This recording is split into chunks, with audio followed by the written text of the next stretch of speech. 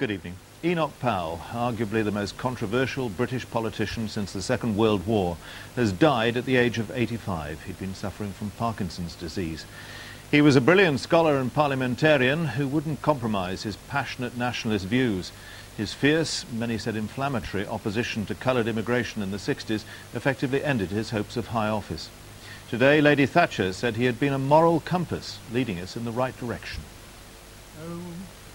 Enoch Powell was a man of great intellect, charm and humour, and yet he provoked a wave of hatred virtually unmatched in recent times. No front-rank politician has campaigned so vigorously against immigration, and Powell was openly branded a racist. In this country, in 15 or 20 years' time, the black man will have the whip hand over the white man. Powell was in a race to become party leader and Prime Minister, but fellow Tories watched him destroy his own chances. He was quite clearly a politician of the first rank who never had a chance to fulfill his real potential, and part of that was his own fault. He was a brilliant classical scholar at Cambridge, and during the war was the only private to climb to the rank of brigadier. A man of complex emotions, he once said he regretted having survived the war.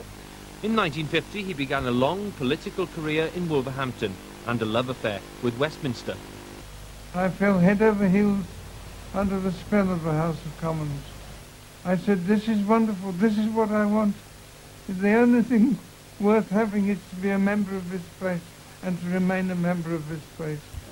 He stood for the Tory leadership in '64 but came a poor third, and then served in Ted Heath's shadow cabinet.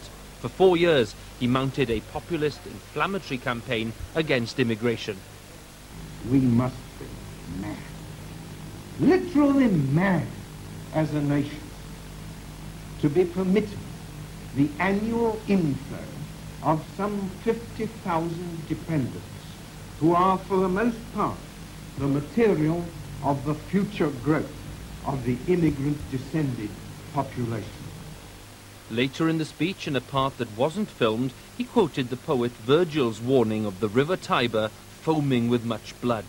The Rivers of Blood speech, as it became known, sealed his fate. He was sacked by an angry Ted Heath, but others in the shadow cabinet took a different view. I thought it was a conclusion jumped to far too rapidly if you looked at the logic and reason in his speech. Public opinion was deeply split, but even among his opponents there were those who respected his integrity. He put it in a way that undoubtedly stimulated a lot of very right-wing racist people, of whom he was not one. But that was a mistake. On the other hand, on the European community, he was very, very good, in my opinion. He saw this as a threat. Indeed, Ted Heath's action in taking Britain into Europe led to Enoch Powell's final split with the Tories. The harm he has caused to this country, first of all by his attack on people of other races, and secondly by advising people not to vote for a Conservative candidate, and thirdly by his work in Northern Ireland, is immense, absolutely immense. Powell's work in Northern Ireland included a long stint as a staunch Ulster Unionist MP, a long way from the summit he'd set out to conquer. I end in political failure, yes. Mine has ended in failure from one point of view. Without a seat, without office, without apparent achievement.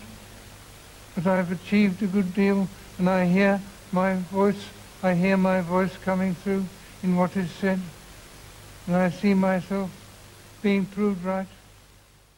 You didn't frankly have the balls to put country before party.